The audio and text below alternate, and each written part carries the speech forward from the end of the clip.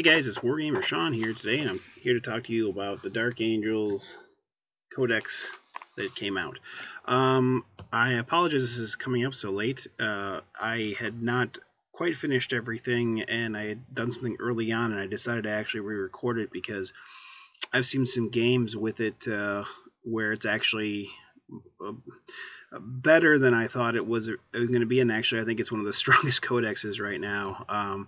So I kind of wanted to redo the review because I've had a chance to kind of see it in action. So this one we're going to go through Warlord Traits and kind of special abilities that the basically Dark Angels have, and also some of the special relic gear and the psychic powers, which the psychic powers are phenomenal for these guys. I mean, they're phenomenal, like game-changing. Some maybe even say game-breaking. Anyway, let's get started on it. So Dark Angels Codex is a pretty big codex. Sorry, guys, here. We'll start with Warlord Traits and everything.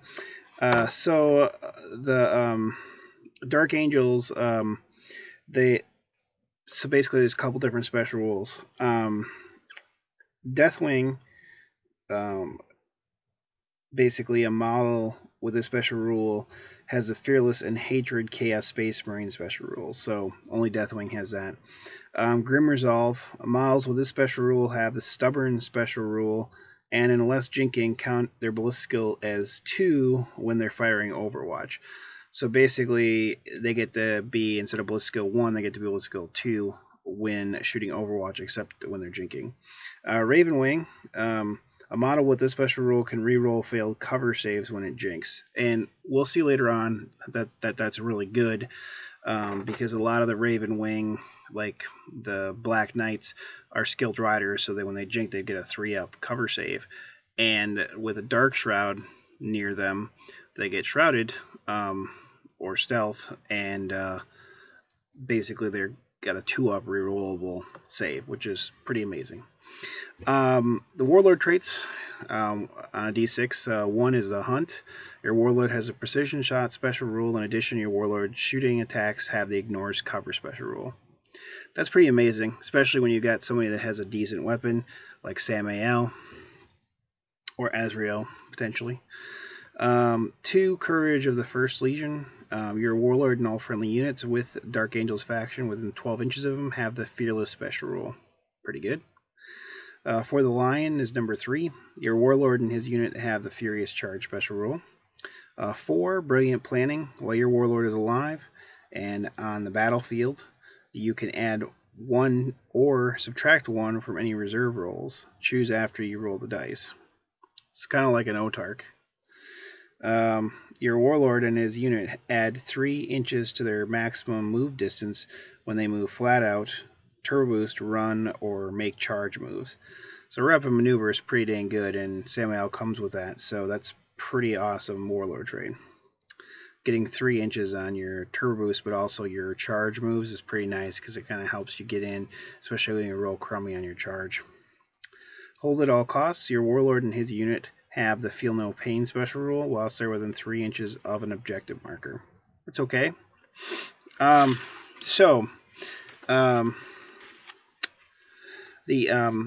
go through a couple different kind of special things that they have that others don't. The Plasma Talon is what Black Knights get. It's an 18-inch Strength 7 AP2 rapid fire gets hot twin-linked gun. So at 9 inches, it's shooting 2 shots, and it's AP2, which is pretty good. Let's see, Rift Cannon. This thing cracks a hole in reality, and it's basically 18-inch Strength 10 AP2 Heavy 1 Blast Blind Rift Vortex. If any double is rolled when rolling for scatter for an attack made by this weapon, resolve the rest of the attacks as if it had been the Vortex special rule. So basically it can become a Vortex grenade, basically. Let's see. The Blade of Caliban is +1 strength AP3. The Corvus Hammer is +1 strength melee rending, which is important that the Black Knights get those. Now let's all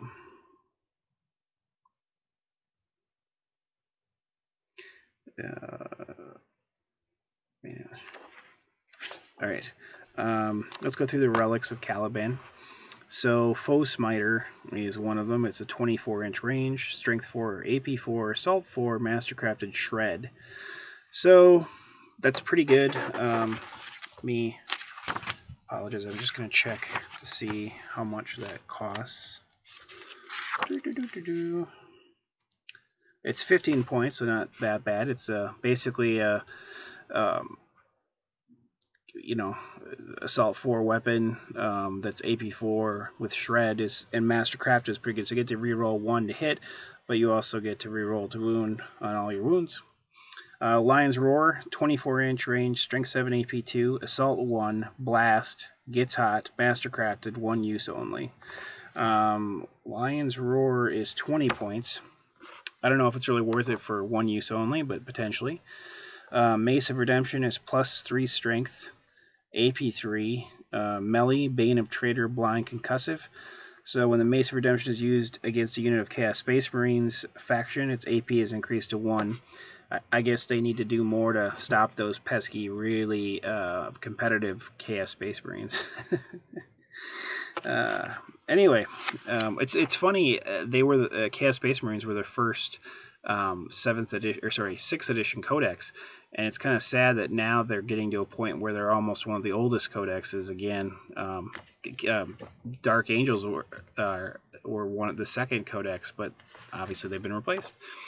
Monster Slayer of Caliban. The start of each fight subphase, in which the wielder is locked in combat, roll a d6 to determine what the profile of the Monster Slayer of Caliban uses. On a 1, it's a strength of the user AP 3. 2 through 4, it's +1 strength AP 3. 5 and a 6 is +2 strength AP 3 melee instant death. And that is Monster Slayer. That's 40 points. I don't see that that's really that useful, or for its points. Shroud of Heroes. The bearer of the Shroud of Heroes has a Feel No Pain special rule. In addition, while he is not in a unit, the bearer has a Shrouded special rule. Feel No Pain's pretty good. Jesus, and that's 10 points, Shroud of Heroes. For 10 points, I would take that to have Feel No Pain. Eye of the Unseen. The bearer of the Eye of the Unseen has a Fear and Preferred Enemy special rule. That's a pretty good one too, and that is 40 points. I don't know. That's kind of expensive. I don't know if that's worth it. So we're not going to go through the formations right now. We'll do that probably in the last video when we do our closing thoughts. But I am going to go through the new psychic powers for the Dark Angels, which is called Enteromancy. The Primaris power is by far, I think, one of the... I don't know. I guess I'm thinking it's supposed to be the way it is, but it is one of the potentially most dangerous psychic powers, I think, out there in 40k right now. And not initially what it does, but what it does, basically, once it hits you and once it affects you, it's going to affect you the rest of the game, which is pretty powerful. So it's called Mindworm. It's a Warp Charge 1. It's a Primaris power. It's a Focus Witchfire power. So if you want to choose who it goes to, let's say in a unit, you have to get 2 warp charges. If you get 1, then it only goes to the nearest model. That's how Focus Witchfire powers work. It's a range, 12-inch, strength 6, AP 2, assault 1, ignores cover, sap will. So strength 6, AP 2, you're like, man, this isn't that big a deal. And you're right, it's not. AP 2, yeah, you're probably going to hurt something or kill something. But here's what's important is... Sap will. If a model suffers any unsaved wounds from the Mindworm, its weapon skill, ballistic skill, initiative, and leadership characteristics are reduced by 3 to a minimum of 1 for the rest of the battle. So here's what I think. Why I think this is so good is It's weapon skill, ballistic skill, initiative, and leadership characteristics. So it's 4 different characteristics that are reduced by 3, meaning most things are going to go down to 1 because a lot of things are, most characteristics are 4 or less for most characters. And it's the rest of the battle. It's not even just the game turn, which even that would be brutal potentially, but the rest of the battle, that's pretty impressive. I recently played a game against somebody, and it should be going up soon when I get it done and rendered. I play my orcs. It's a campaign against it's a group of Imperial Guard and an Imperial Knight and Dark Angels, and one of the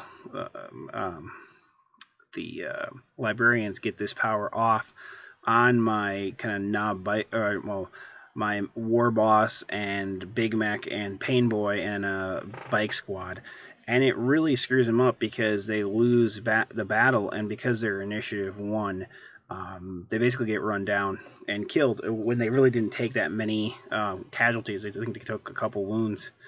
But it was enough to make him run away because -3 to leadership, plus by losing by a couple wounds, I basically needed double 1s, didn't get it, and then they just ran me down. Even though they were initiative 4, which isn't that high, I was initiative 1, and he rolled a 6, and so I basically couldn't beat him. So it's a pretty powerful power. I think it's a little, nasty, and if people figure it out, which by me putting this up here, I don't think too many people have really talked about this, but I think that psychic power is ridiculous. If people figure it out and start putting a lot of librarians, even on bikes, boy, I think this is really going to be powerful. It's a powerful psychic power. The next one, number 1, is Seed of Fear, and that one's a malediction. It targets all enemy units within 9 inches. So basically, anybody within 9 inches it targets. While the powers affect, all targets must take morale checks as well as pinning tests and fear tests at 3d6.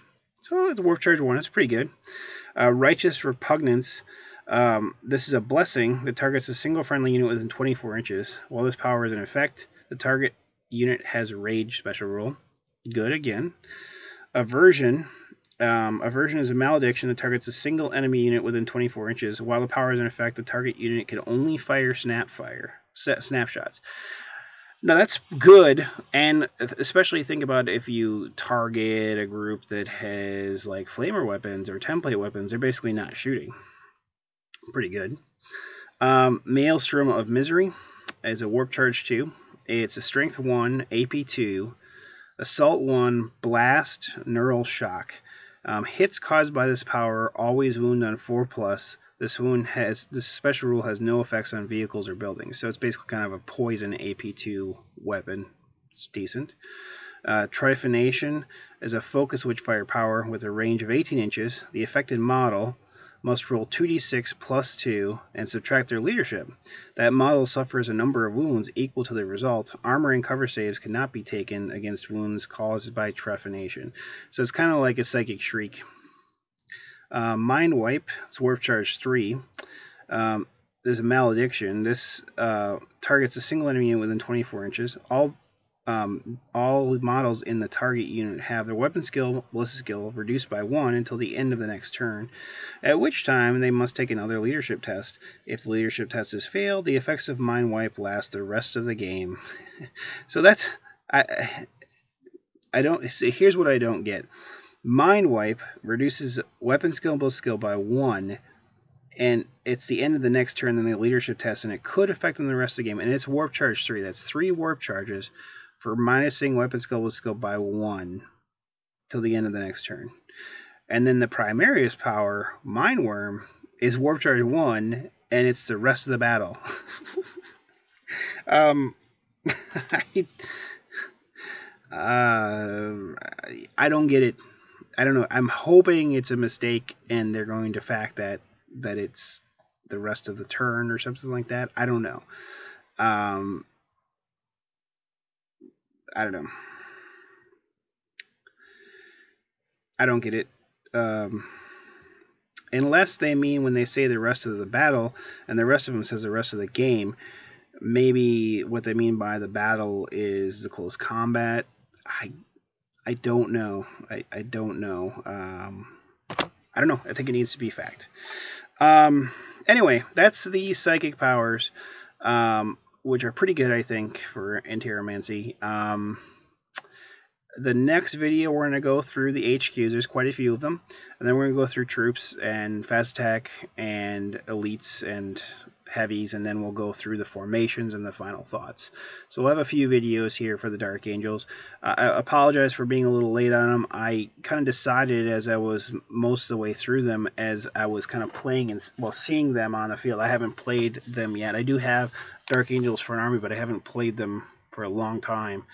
And I think it's good that they seem like they're a decent army again, except for the Death Wing. I don't think is as good, but I think the Codex is pretty good, especially the bikes. I think almost better than like White Scars for General Space Marines, but we'll get to that later. Until next time, this is Wargamer Sean. Keep on wargaming, and we'll talk to you. Goodbye. Goodbye. Goodbye. Goodbye. Goodbye. Bye-bye. Goodbye. See ya. Bye for now. Bye for now. Goodbye. I like bottoms.